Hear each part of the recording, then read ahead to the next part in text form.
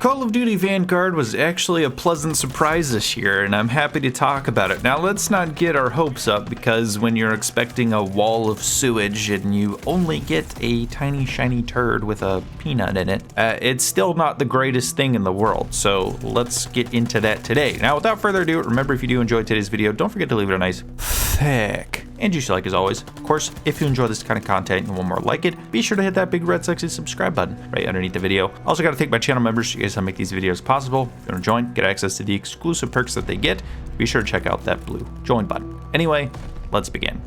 So this is going to be kind of an early review. Obviously, I'm not going to pull an act man and do a 40-minute long in-depth review of this thing, but I want to give my general feelings on it, let you guys know if you're considering purchasing this game, if you should or not, and if the game sounds like something you would maybe like. So first things up, the campaign. Campaign is pretty good. I think it has a pretty unique take on things. I like the historically inspired approach that they took to the campaign and the characters involved. Not only are the protagonists, we know, directly inspired by actual historical figures, but I do have a bit of a hunch that some of the antagonists are as well.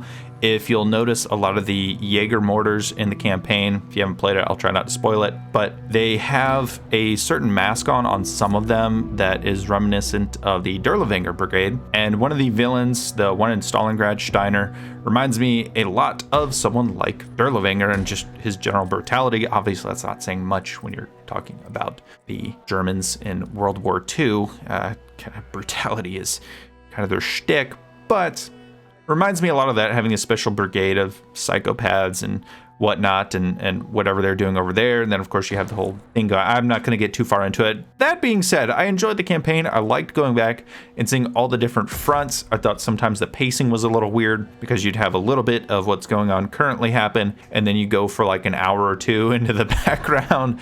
So it wasn't a perfect campaign. I don't think it flowed amazingly, but I enjoyed the stories and I enjoyed a lot of it. There was one thing that I wanted to complain about, and it's something I complained about in Call of Duty World War II, and I'm going to complain about it here. The weapons in the wrong front. There's some cool weapons in the game. The Owen gun is really cool. I like that Lucas has that. There's some other cool ones that are really cool. But in the Pacific, factions using weapons they never would have had just bothers me. I don't mind that as the Americans, you're using a Type 100. All of your friendlies are using proper American weapons, but because you're being rescued, you just kind of have to pick up what you can pick up. So you pick up the Japanese Type 100. Makes sense to me. I would have preferred a Thompson, but I'm okay with the Type 100. It's a cool gun. I like it a lot. However, the Japanese soldiers popping out of the ground with STG-44s is a bit weird, and it's one thing that bothers me. Thankfully, this was about the only instance I've found of this sort of a thing happening. When you're in Stalingrad, for instance, there's no American or Japanese weapons. When you're on the Western Front, there's no Japanese weapons there either. It's pretty standard everywhere else, but the STG-44s in the Pacific, I just was like, come on, guys, we already got these cursed weapon designs. Why are we gonna do this here? They didn't have these guns. Just don't do it. But regardless, I enjoyed the campaign. It was the only instance of that, and you know, I can't complain. I love revisiting the different fronts of the war on this engine. It looks beautiful. And then, of course, I don't want to get into it, but I really enjoyed the ending as well. Now let's get into this stinky multiplayer. It's a combination of patches to Modern Warfare 2019's multiplayer and some not so good stuff. So let's talk about the maps first. I really liked the maps. The maps are pretty good. There's a lot of unique maps, and I like that they took sort of the 3-lane design and they've really made a lot of unique maps out of it. I definitely like how they've balanced what Modern Warfare and Cold War could not.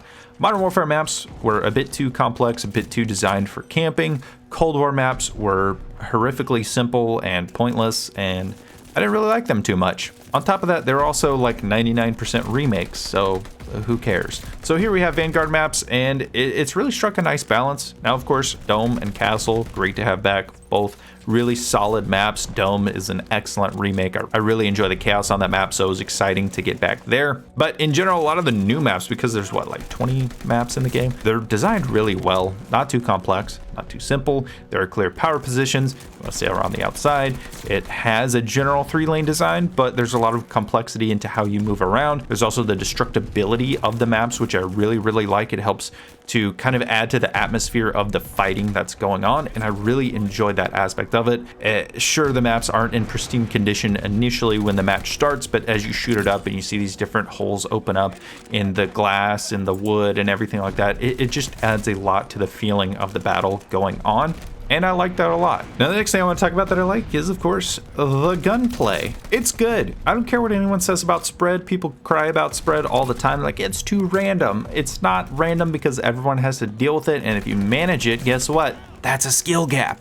So there's a very simple thing, and I have to teach a lot of Battlefield players this. So when you're holding the controller and you pull down on the trigger, okay, it's gonna fire your gun if you hold it down, right? It's an automatic weapon. So let's make that distinguishment first. You'll hold it down, and okay, it fires your gun, and as you hold it down more, the spread will increase. Okay, if you let go and then start firing again, it's called tap firing, or you can burst.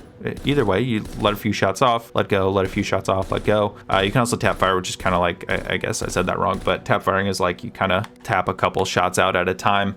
It's easy, it manages spread, and you kill people a lot faster. So you're welcome. It adds a skill gap if you can manage it, and good on ya. If you can't, I don't know what to tell you. It's not difficult to deal with, and good players are going to take advantage of it. So moving on, let's get into negative things about Vanguard. The Modern Warfare engine.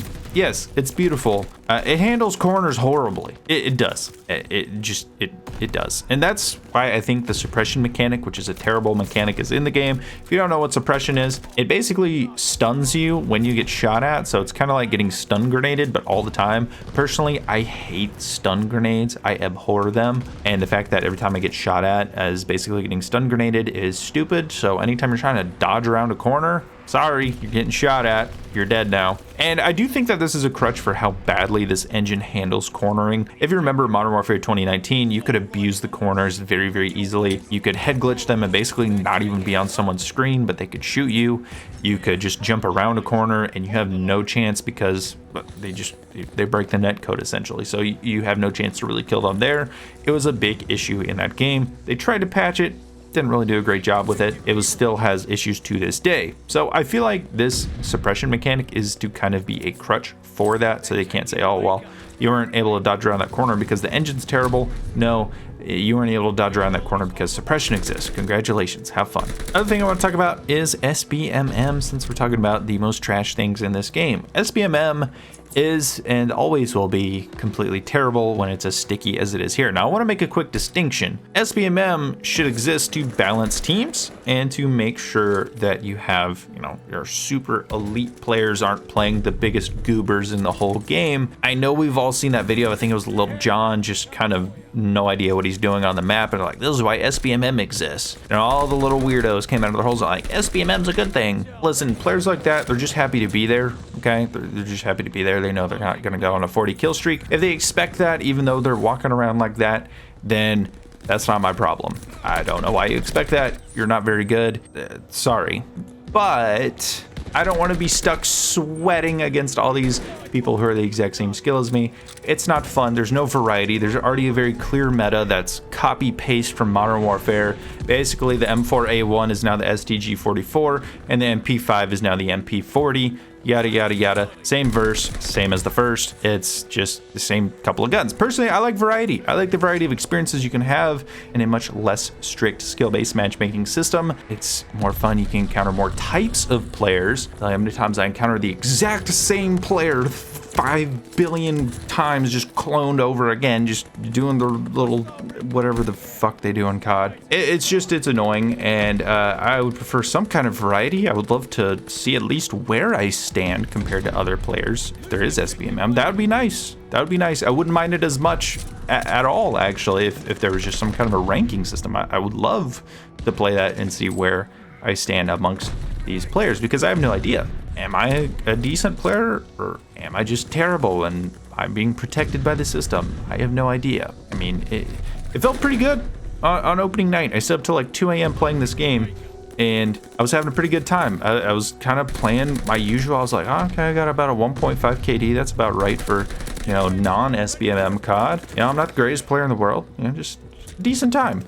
And I popped in to record some footage today, and it's just like 12 and 12, 15 and 15, 10 and 9, just over and over. And I just seeing that stat just plummet down. It's going to get down to that 1.00 that I have in Cold War, is just 1.00. It works too good. It works way too good. I don't like it. I don't think it rewards investment in the game. So any skill gap that is there doesn't matter, because the game's going to ensure that you can't tell if you have any amount of skill. I don't even know if I'm decent at COD anymore. I have no idea. Have my skills worn off, or am I just getting screwed by the system? I don't know. But it is what it is, and they're going to run this kind of a system into the ground. I don't think Activision cares too much about their mainline releases. They're just kind of waiting on that Warzone launch so that they can collect that cash there. I also want to talk about, since we're sort of touching on stats here, I am a person that has not spent a dime on Activision, aside from just purchasing the games. I haven't spent a dime on skins or anything at all. Not a penny. Nothing. And I want to show my win-loss stat as of recording this. Now, like I said, SBMM exists. Maybe I don't know how to explain this. I really don't. I know people complain about goober teammates. I've gotten the gooberest of goober teammates. I genuinely, like any other FPS game I play, you know, I'm not elite. I'm not out here with a 90% win ratio, but I've floated between 50 and 70% win ratios in most other games. So having a 0.09 win percentage, not exactly normal for me. I don't know if this is going to correct itself, but you know, the previous couple of Call of Duty games, I've had this similar issue where I'm just constantly put on these goober teams. I'm not putting on a tinfoil hat here. I'm not saying, oh, I haven't spent a penny, so COD's putting me on crappy teams, but it sure feels that way right now. So I just want to put that out there. This is just my experience. This is pretty egregious. Again, it may correct itself, but I figured I would have won more than one game at this point. It just seems kind of odd. I mean, I play the objective, you know, I do play the objective. I try to have fun. I try to, you know, make things happen. I am primarily a Battlefield player, so playing the objective is a big deal to me. So, you know, I typically go for wins more so than kill to death ratio. This is just weird to me. So I also want to talk about gun customization before I go. Gun customization, sure, there are some just absolutely cursed loadouts, like this Garand, which has a drum magazine. Not sure how that works. I don't mind it because obviously it's Call of Duty, so that I guess they kind of get a free pass because everything is just utterly ridiculous in this game, and they got to have some kind of a customization system here. I think that most of the cosmetics themselves are not that, like, they kind of have this jagged World War type of feeling to them. You know, you got like this angled grip that just looks like a chunk of metal someone plastered to the bottom of their gun. It looks cool. It's still kind of ridiculous, some of the combos you can come up with. Again, I get it, it's Call of Duty, it's not a massive deal. I'm not gonna be like, oh, my immersion in a game with, you know, anime skins and whatnot. So I like that the customization is there. I think 10 attachments is a bit much, but I like the customization is there regardless. Also, before I go, I haven't touched zombies. I heard it's terrible. I don't want to touch it till they add the actual round-based mode, so don't expect me to talk about that. Anyway, thank you guys so much for watching. Let me know down below what you guys think of Vanguard. Are you enjoying it so far? Are you having fun? Personally, I'm having fun, but I'm also in pain.